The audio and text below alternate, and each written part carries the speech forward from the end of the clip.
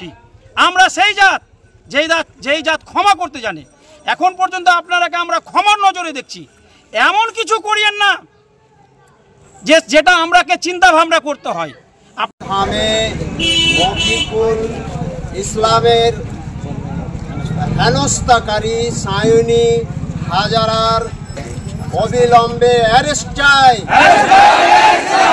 সায়নী হালদার মাফিদুল অপমানকারীর অবিলম্বে অ্যারেস্ট চাই।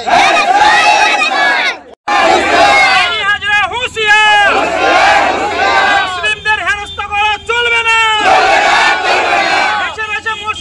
মুসলিমের যাত্রা ভঙ্গ করা চলবে না। আরএসএস হুঁশিয়ার, আরএসএস হুঁশিয়ার। অধিকারের কালো হাত করিয়ে দেব। মফিকুল ইসলামকে হেনস্থাকারী সায়নী হাজার শাস্তি চাই। অবিলম্বে গ্রেফতার করতে হবে। সায়নী হাজারকে অবিলম্বে গ্রেফতার করতে হবে। গ্রেফতার করতে হবে। পুলিশ প্রশাসন নিরপেক্ষ ভূমিকা পালন করুন। বাংলার মুখ্যমন্ত্রী নিরপেক্ষ ভূমিকা পালন করুন। বাংলার মুখ্যমন্ত্রী নিরপেক্ষ ভূমিকা পালন করুন। বাংলার মুখ্যমন্ত্রী নিরপেক্ষ ভূমিকা পালন করুন। দেখুন, প্রথমত আমি সায়নী হাজরাকে বাংলার সমস্ত মানুষের তথা ভারতবর্ষের সমস্ত মানুষের তরফ থেকে ধিক্কার জানাচ্ছি।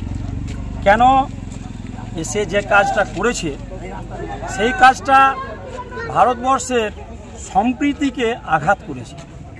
যেই সম্প্রীতি হয়তো কিছু একটা শ্রেণী চেষ্টা করছে, যারা আরএসএস তথা বিজেপির যারা অঙ্গন হিলনে চলছে, তারা এই ভারতবর্ষকে তারা নিজের দেশপ্রেম দেখিয়ে এই ভারতকে খণ্ড বিখণ্ড করার চেষ্টা করছে। কিন্তু এই সায়নী হাজরা জানে না যে এই ভারতবর্ষ তথা এই পশ্চিমবাংলায় মুসলমানদের কি অবদান রয়েছে। আমরা ধৈর্যের পরিচয় দিয়ে আছি। আমরা বিক্ষোভ সমাবেশ করছি, প্রয়োজনে আরও করব। এবং আপনি যেটা বললেন যে শুভেন্দু অধিকারী যেটা বলেছেন যে কি আজ তাক যেটা বলেছেন, তিনি বলেছেন কি চোখের খিদেতে মেয়ের বয়সী বুকে হাত। লজ্জা করা উচিত সেই সাংবাদিককে। ভারতবর্ষ গণতন্ত্র রাষ্ট্র, সেই রাষ্ট্রের চতুর্থ স্তম্ভ বলা হয় এই সংবাদ মাধ্যমকে। সেই সংবাদ মাধ্যমে বসে এই আজ তাক চ্যানেলের অ্যাঙ্কার কি করে এই ভাষা ব্যবহার করতে পারে? ওনাকে অবিলম্বে ওনার উপরে বিরুদ্ধে এফআইআর দায়ের করা হয়েছে।